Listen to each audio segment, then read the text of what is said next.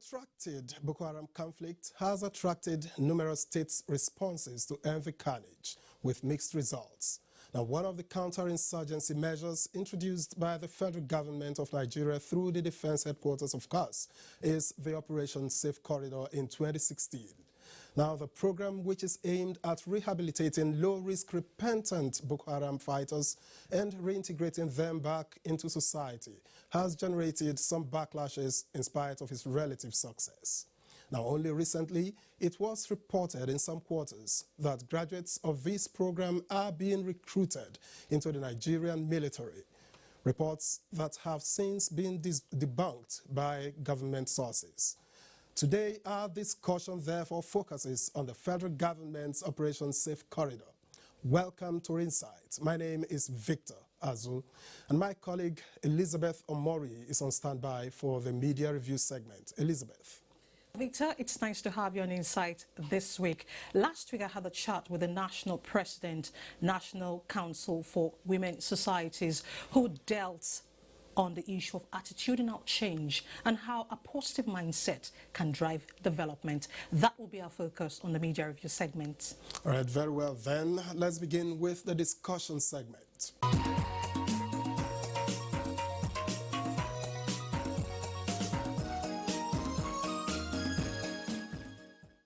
I'm now joined by Aliyu Abdullahi. He's a special assistant on media to the president. Very good to have you here, Aliyu. Welcome. Thank you, Victor, for having me. Right, and I've also been joined on this segment by Ayo Akonji. Ayo Akonji is a foreign policy analyst and strategist. Ayo, good to have you here. Thanks for having me, Victor. Now, let me begin with Aliyu Abdullahi. What exactly, as concise as possible, what exactly do we know of Operation Safe Corridor? Well, Victor, Operation Safe Corridor is a military operation, and at the same time, it's an operation that aims to de-radicalize the members of the Boko Haram insurgents. I always, in my own way, I always first like to lay a background before I actually proceed. And the background is this: Nigeria has been fighting war against insurgency from almost 2009 or so, and we knew the catastrophic attacks that these Boko Haram insurgents or terrorists has actually dealt on the country, entire country. And this administration under President Muhammadu Buhari has done quite well. First, we knew when about 17 local governments were under the territory or under the control of these Boko Haram terrorists, and under President Buhari, we recaptured back those territories. No single part of the Nigerian territory is under the control of any Boko Haram, but they are still attacking, soft targets, markets, mosques, churches, and people even on the roads and so on. So while the military is still fighting on the battlefront, because terrorism is an ideological warfare, so it's only good that we also look at how do we counter that kind of ideology. Now, you have to look at the recruitment processes of the insurgencies, because where are these people coming from? Let's leave our neighboring countries aside. But those ones within our country, how were they recruited? Now, there are those ones that willingly submitted to the ideology of the terrorism. There are those that were unwillingly conscripted or forcefully conscripted into the fight against Nigerian territory. And there are even those ones who, when they are willingly, but now do not really wishes to continue to fight the terror war. So, Operation Safe Haven Corridor is something that is being done internationally or globally. It's something that aims, the bigger picture for this operation is the end of terrorism, or let me say insurgency. And the idea is to get you know, when you have people who actually either willingly surrendered or captured, you now profile them. You now have a debriefing system where you have psychologists in the army, in the military, that will identify the people that are likely going to be reformed individuals. There are those that no matter how you try with their program, you know that they are beyond reform.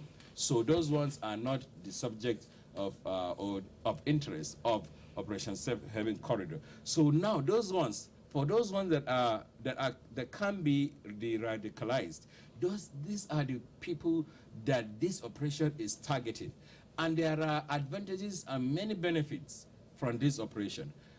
First, you get first-hand intelligence information about the activities of this terror group, their style, MO, modus operandi, and a lot of information. Secondly, you also is a way of giving information to others that are still in the terror war on the part of the Boko Haram, that if Mr. A can actually be reformed and be seen in a good light, that means exactly others can also be reformed. Then the argument is that in some quarters is that if you have, you know, people who have killed and maimed and caused loss of livelihoods and all of that to people, that they should be prosecuted for their crimes. This is the argument, especially from the angle of victims. That is very true.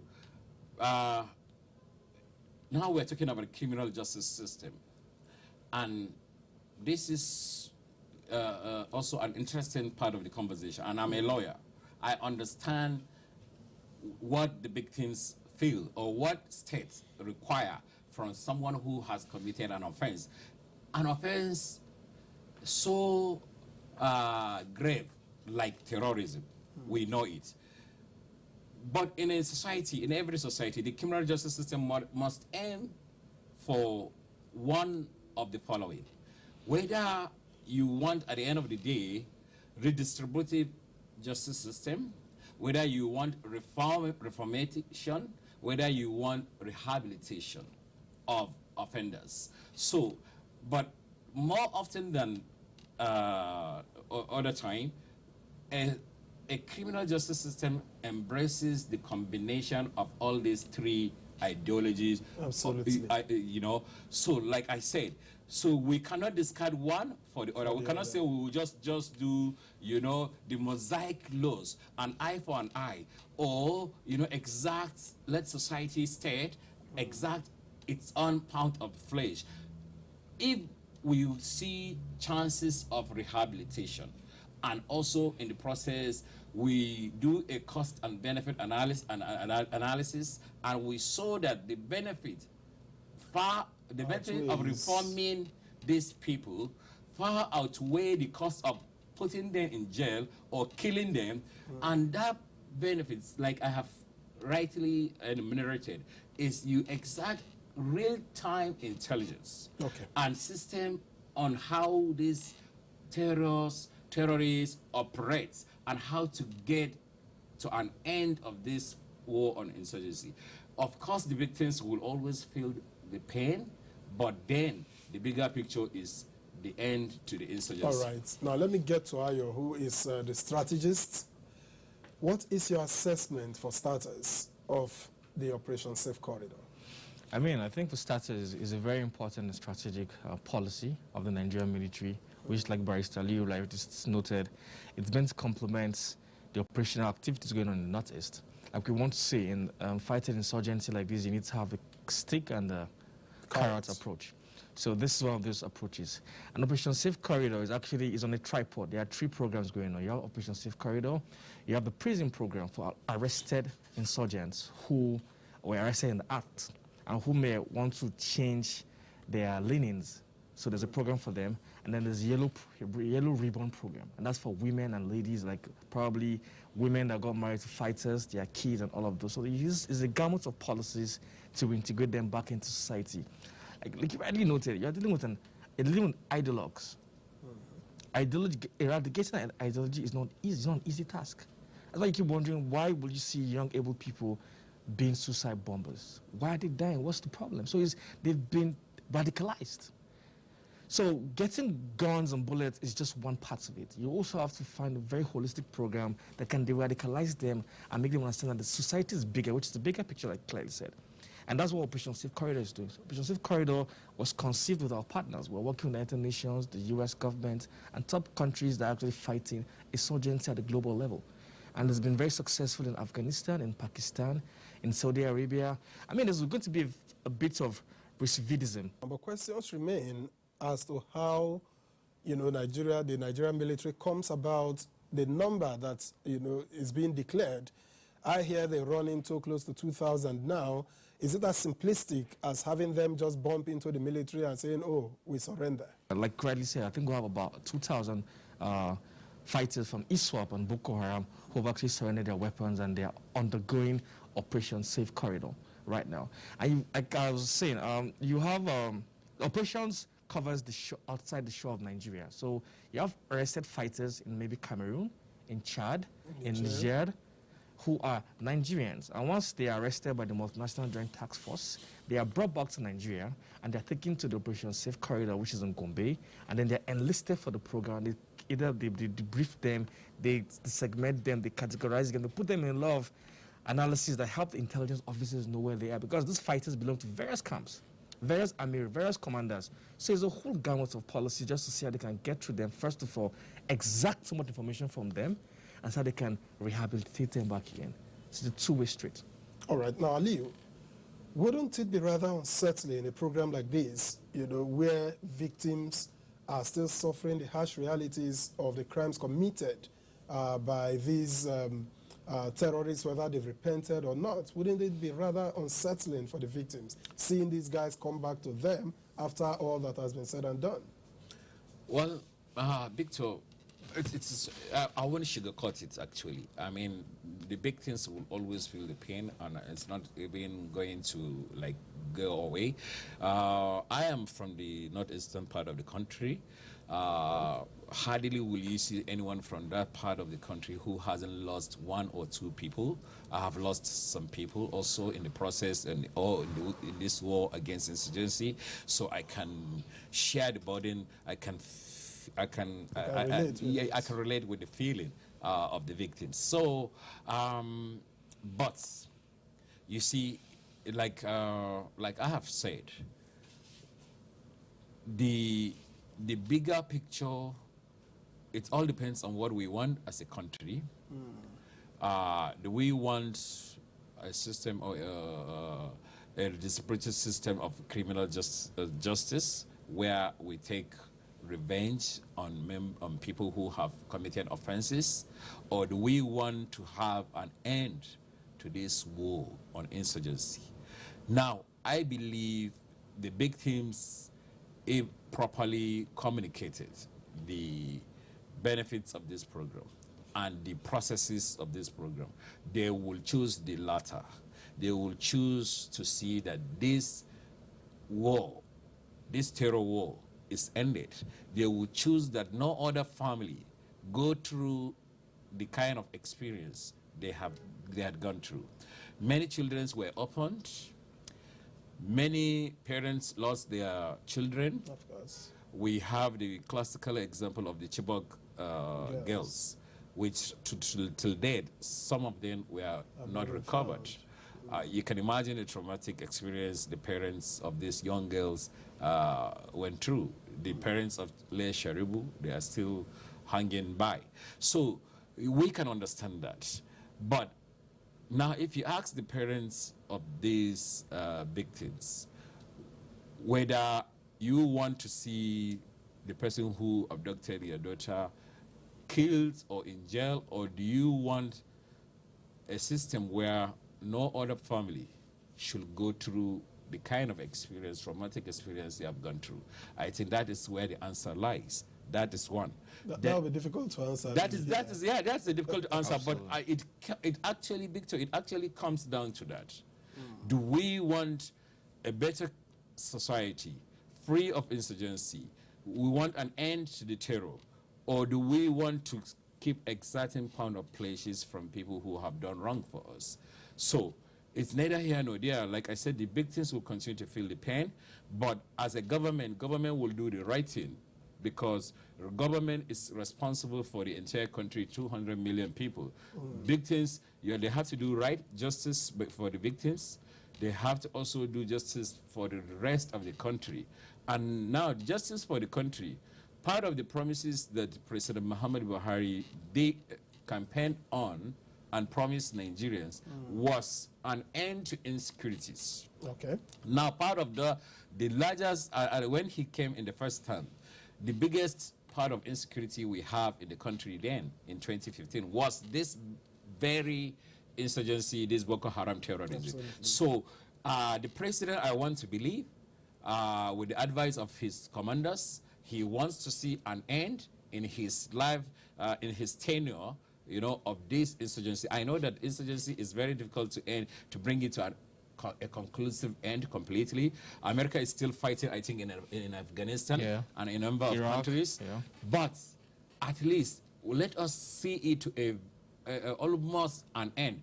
And this kind of operation, the radicalization programs, are kind of programs that fight ideologies of the members. Now, let me give you an example again. Most of the people, even those ones that willingly entered into this insurgency, they were living with us, they were part of us, our brothers, sisters, and so on. Why did they get into this fight, apart from those ones that were unwillingly conscripted into it?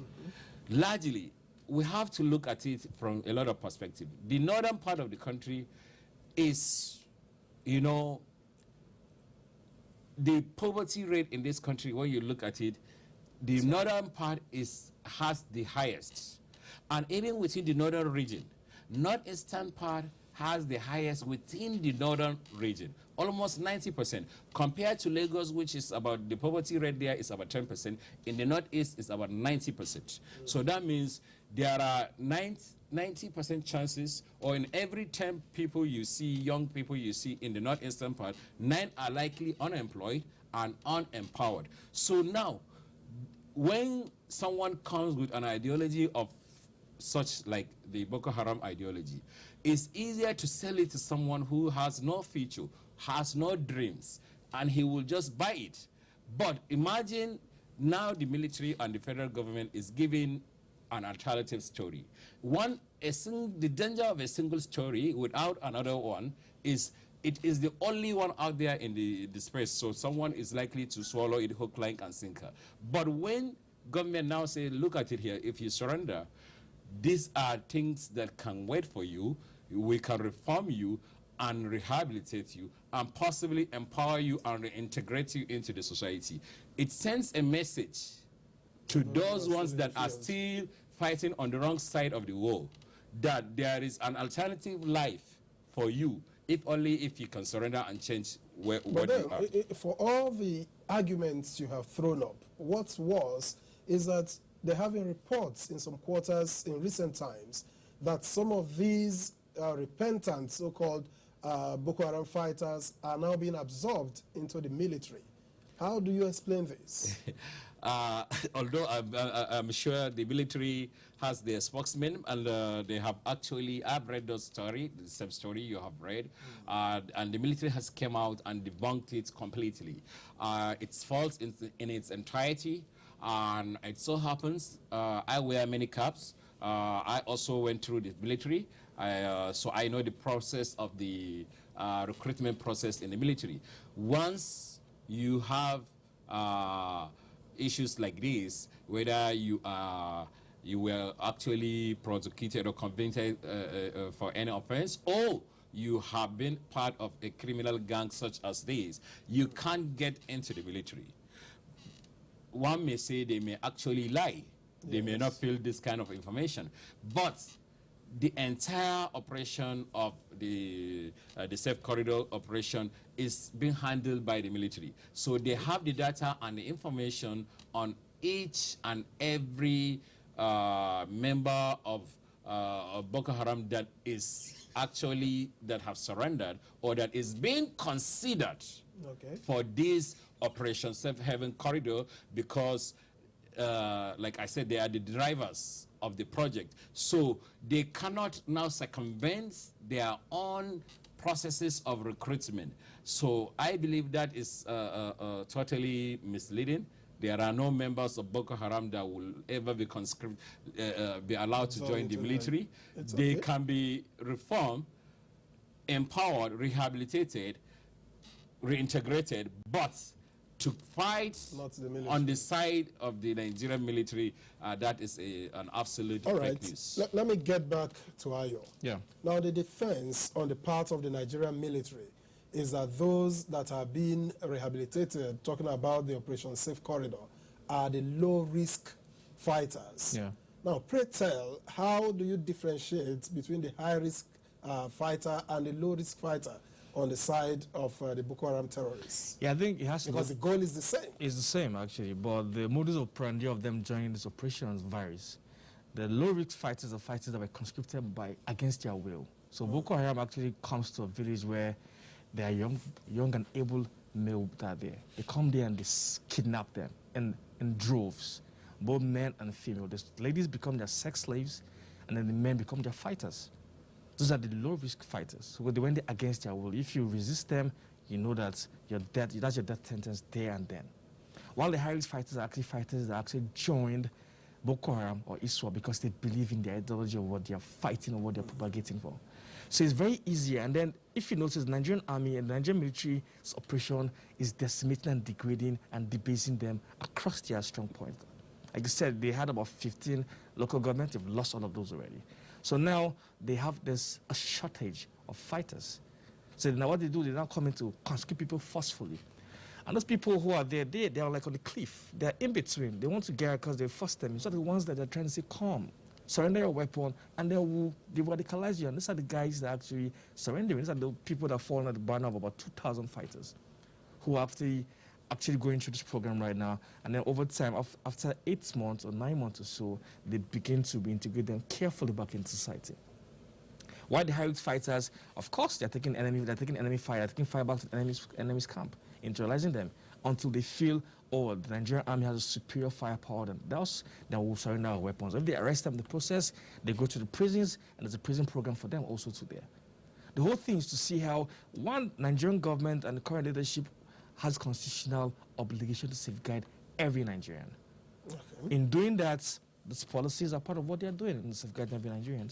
And it's a very successful policy, and I'm very happy Nigeria has actually embraced it. I think in Africa, we're one of the first countries actually running, and it predated this administration. I think started during 2013 or 2014. So it's a laudable policy. Yes, it's a very laudable policy.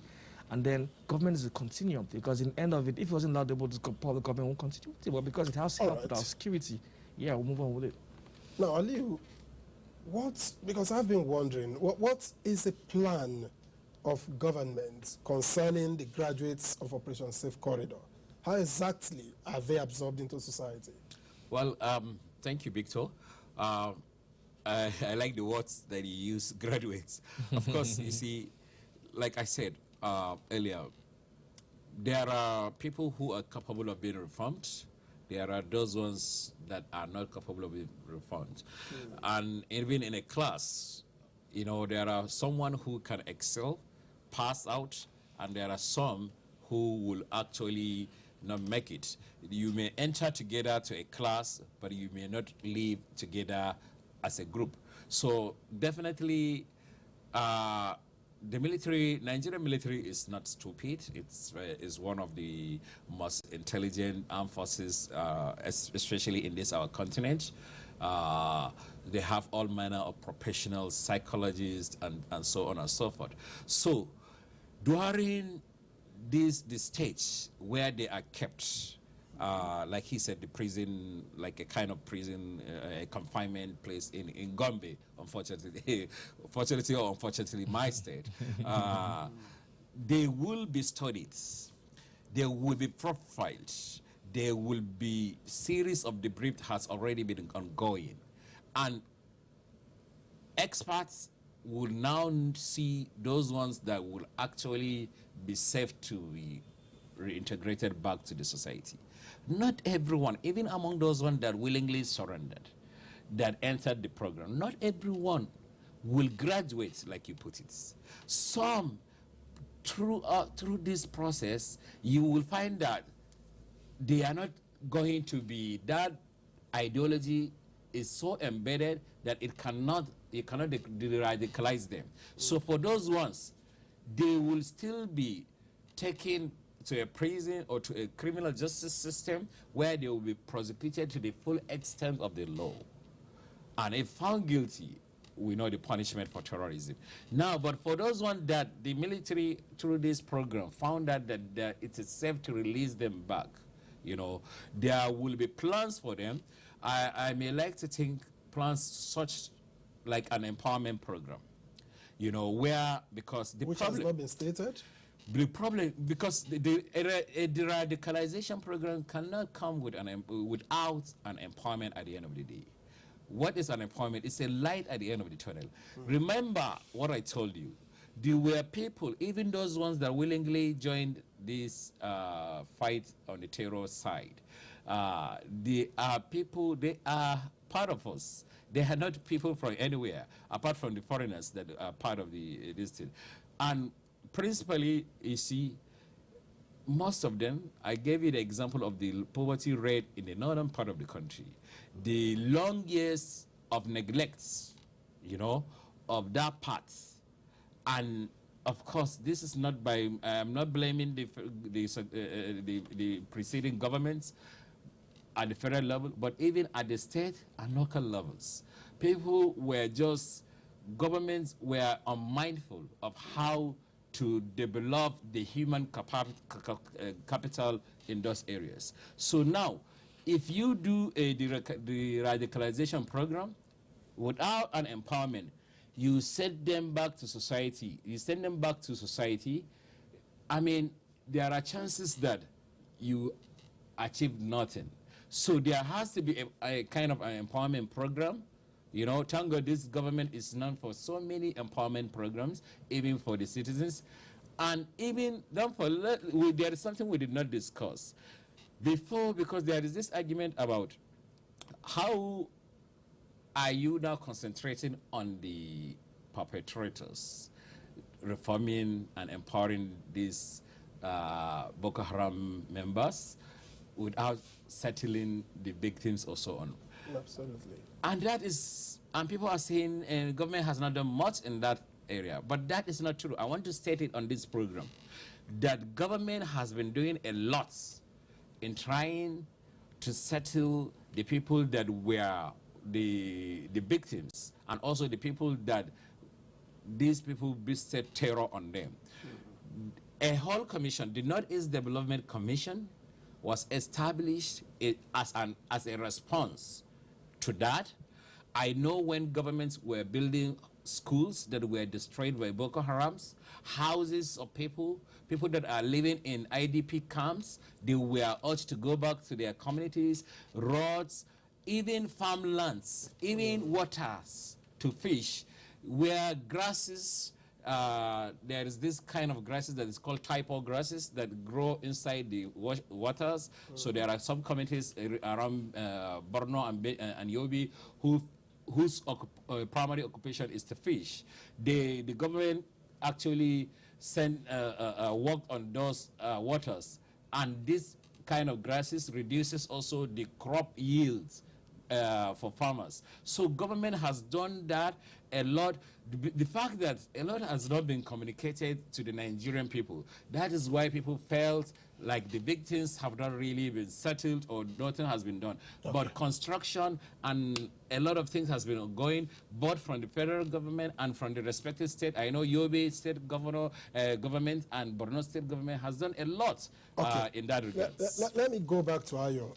Now, he just mentioned state governments, and that reminds me, would you say, you know, in spite of all the arguments that have been advanced, would you say that the war on terror, given these strategies, that is actually yielding the desired results? Only recently, Governor Zulum came out, you know, to attack the military verbally, to say that they are not doing enough after his convoy was attacked. So would you say that this strategy is yielding the desired results? I mean, it is. I'll say in the affirmative. It might not be as fast as we want it to be, but it's yielding desired result. And like you said, accusation that was given by the governor of Borno State, who was doing very well. I mean, all those things he was talking about happening in state, the governor of Borno is extremely doing well. And then the military responded back and said, no, they didn't attack him. Because they said they know the enemy habit. So the gunshots that attacked him was the gunshot of the enemy. Boko Haram, who they've been fighting for a long time. So it's really good to have those facts out there. But I think they need to do more. We need to see that state government actually, we need governance, we need human capital, we need to see schools about. The Northeast is like a black hole. And then these insurgents are exploiting that black hole. If you notice, it was last week, the commander of the US AFRICOM said that they've understood that Al-Qaeda and ISIS want to come to West Africa. So it tells you that there's a fertile land here, but already the good thing here is that the Nigerian government and the Nigerian military is up to the task. It might not be as swift as we want to, but they are standing strong. And they also responded to it gallantly and said, yes, they are aware. And some of the reports they have were sourced from our Nigerian intelligence agencies also too. So, but the good thing here is that terrorism is an international phenomenon. You can't fight it in isolation. You have to fight it with your partners. And we have our partners who are across the globe who are sharing intelligence with us, who are buying weapons from, who are training our officers and all. But we have to come down to the main part that we need governance too.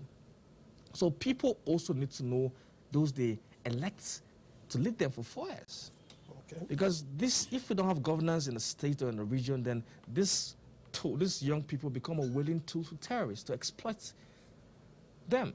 And what do they come and say? They say that your Western education is not correct. So you just go and burn it. But with these programs that is de-radicalizing them, they are getting to see that, no, there's so much to be achieved from that. So I rather won't go with that fake or false ideology that you people are talking about, but I rather will go with the right part of it here. And you see, the NSA has a behavioral units. So because when you're dealing with, like I said, you're dealing with ideologues. So rather than, you can't easily eradicate the ideology they have in them, but you can monitor their behavior and see if, like Aliyu correctly said, if ABC are willing to change their behavior to be conscripted back into society, then they continue to monitor them individually. Then those who are seen as not wanting to, rather as okay, holding down with the ideology, there will be a different solution to deal with them that way too. Well, let me ask you. Yes, please. How might government reassure victims of the insurgency that their sufferings are not in vain? How do they get justice? Because this is a major, point of disagreement for many. This is where even those of them who are victims say government is not getting it right. How might government reassure them? Extremely well. I think government is working with the communities, some of the communities where this dastardly act happened, and where these people who are reintegrated might actually go back to. They're talking with their religious leaders there, both the Christian religious leaders and the Muslim religious leaders, and then the leadership traditional institutions also there to help curate or disseminate this information to the families also. So all of this is part of the Safe Corridor program they're doing. As they're trying to get them back in, they're also working with the communities and telling them this is what we're doing, this is how it's being done, this is the way it's done everywhere, and then also find a way that they can feel a sense of justice forfeited against them so that everyone can, in the end of it, cohabitally live peacefully for the growth of the country and then the region at large. All right, Aliyu, I'm beginning to run out of time anyway, but what do you expect of communities that these repentant fighters return to after the Operation Safe Corridor program? What do I expect from the community? Yes. What kind of attitude do you expect from them? There are also the answer is not simple. You know that, Victor. We can take it from many perspectives. There is I can go the theological part.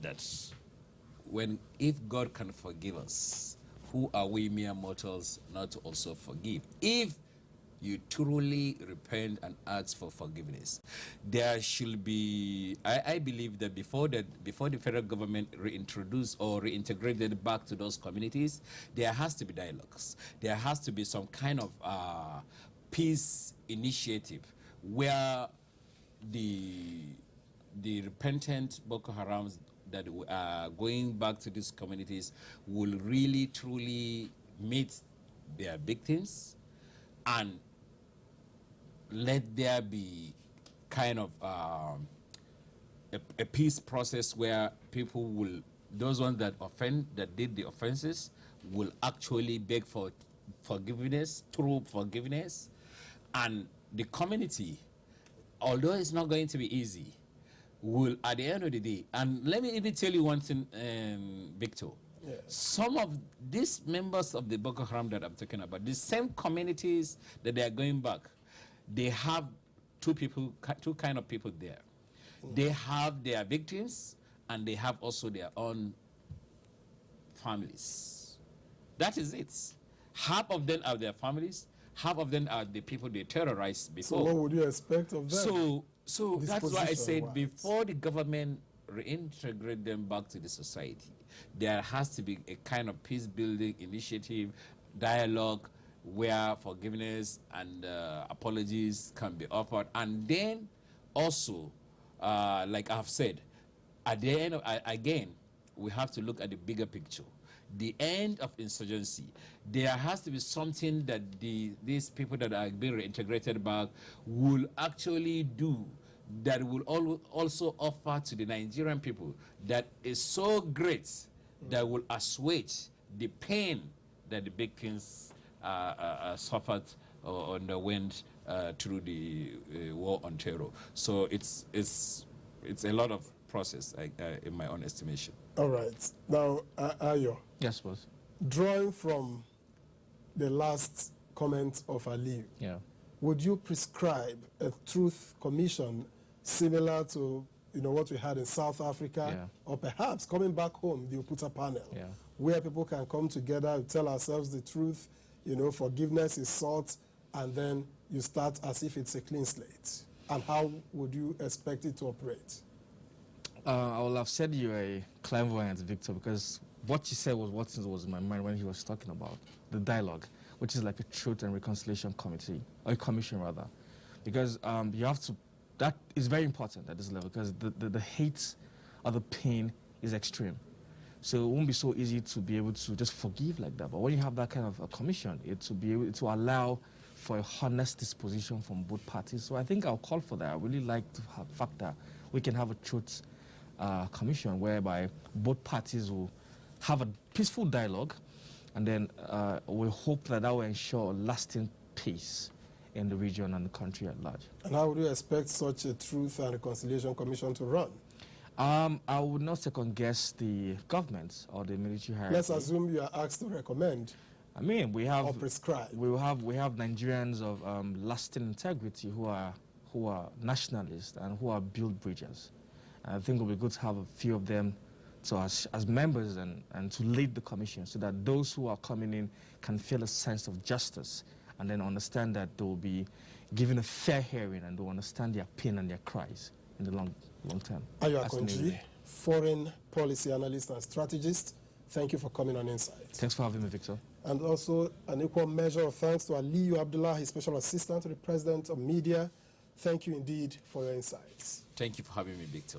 Now, up next is a media review segment with Elizabeth Omori. Just last week, Elizabeth had a chat with the President's National Council for Women Societies.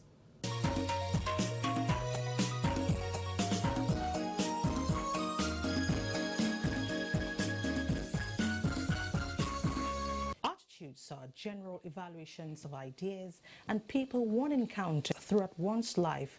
They're important because they can guide thoughts, behaviors, and feelings. Thus, change occurs when a person goes from being positive to negative.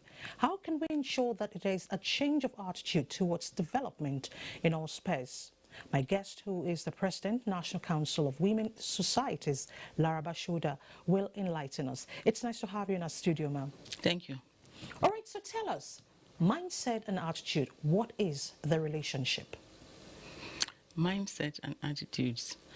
Well, usually mindsets are things that have been inculcated into, individuals.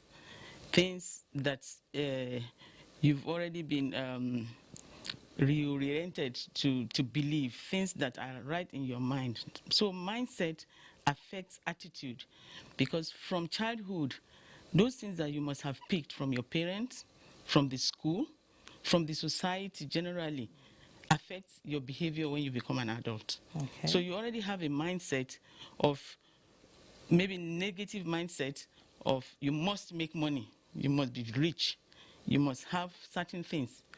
Definitely, when you become an adult, it will affect the way you behave. It will affect the way you behave in the society, in your workplaces, anywhere you find yourself. So mindset and your attitudes, they are related. Okay. I understand we have a change campaign, the Change Begin With Me campaign. Has this campaign been able to play out its objective? You know, when this Change Begins With Me, the day it was launched, I was there. I was very happy. You know, during the Change Begins With Me, people started to, adjust. They started to become positive in their thinking. They started to become positive in the ways they behave. So Change Begins With Me is a good project. When we say the Nigerian factor, is this not a mindset? It's a mindset. How can we change it? When we were growing up, we learned everything about ethics, about the way to behave from school. We learned from our homes, from our parents as children. We learned how to behave. We learned how not to pick people's things from school. We learned how not to covet other people's things. When you see people having things, don't think that, why not me? Everything like that we learned from our mothers, and then later from our teachers. Teachers were revered when we were growing up. But these days, if a teacher reprimands a child, the parents will come with police and arrest the teacher. So things began to fall apart from there. All we think about is money, how to become very rich, how to ride the best cars, and how the parents are no longer at home to even take care of their children. The mothers are running after money. The fathers are running after money. The children are left on their own. At best, they are left with some house girls and house boys. And you know what happens when you leave your children with such people. In the past, a teacher is like a mini god. You fear your teacher. When you see your teacher on the road coming, it's as if you just stand still to know what is the next line of action. If you see your teacher in the market buying things, automatically you have to go and collect those things from the teacher and take home to the teacher and say, sir, is there any other thing, or ma, is there any other thing you want me to do? But these days, I mean, you can just brush aside your teacher and just go ahead and do what you want to do. That is what is going on. And I think we need to just come back. We need to do something about it. All right. Before we talk about attitudinal change regarding public assets, let's talk about the family.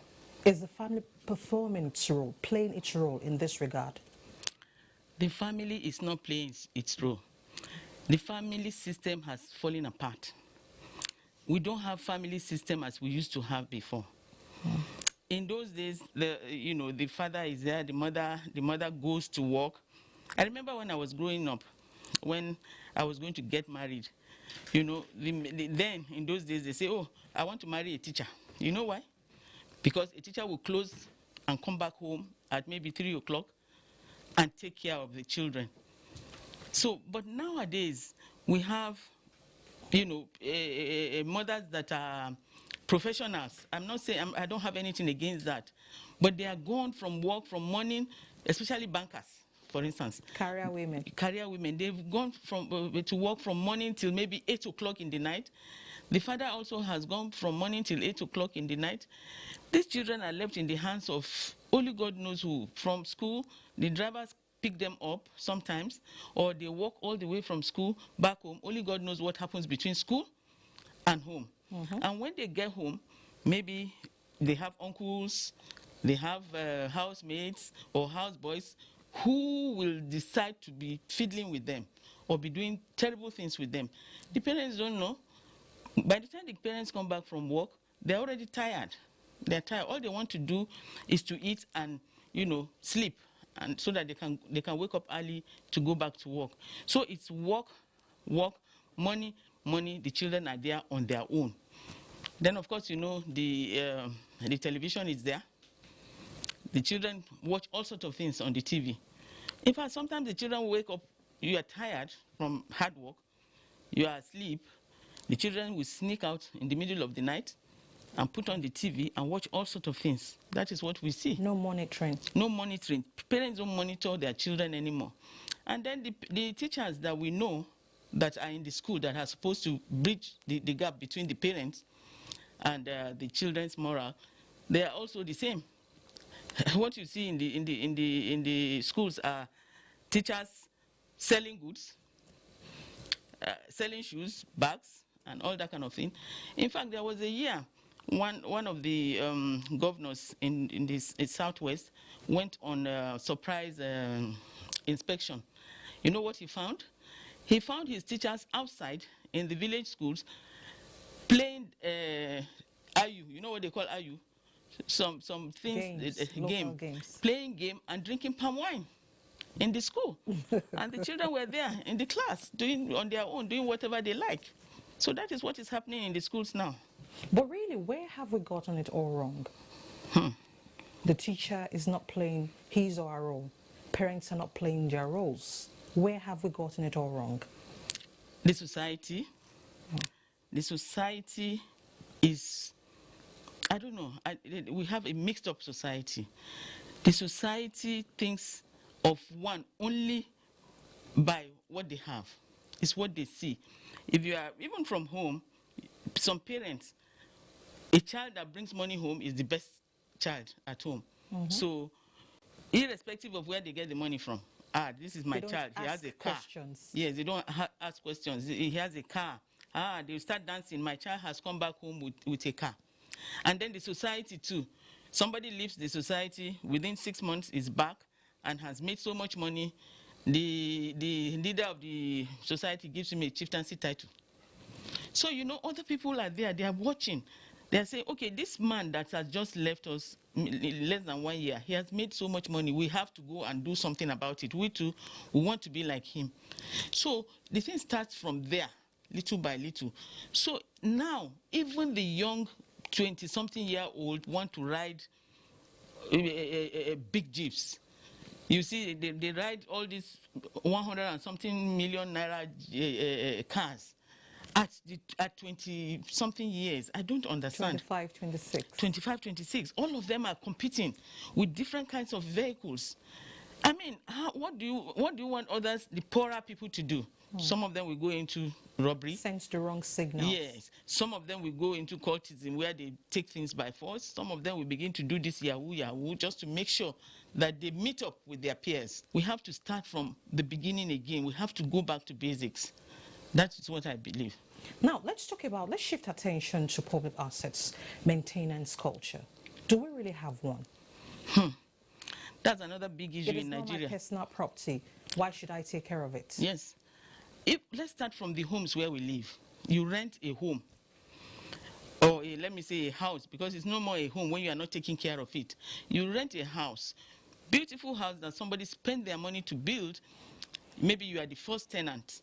And because you are not the one that built it, you destroy the house, everything is falling apart, and you are living in that house. And you say, oh, after all, it's not my house. I'm not going to waste my money putting this house in order. The landlord can come and do it when I have packed out. But you have forgotten your own comfort is there. Hygiene is there. Your children are living in that house. If things are falling apart, anything can happen to your child.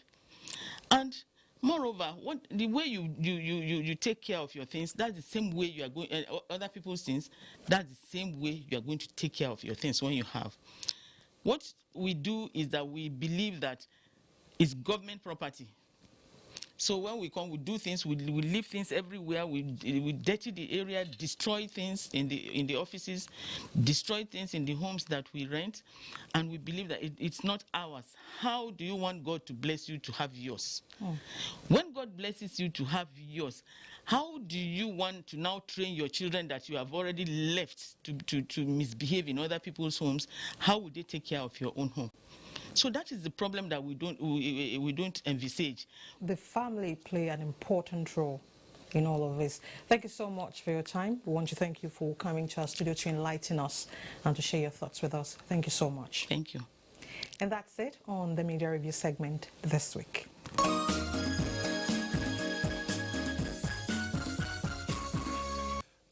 insight for this week. Elizabeth?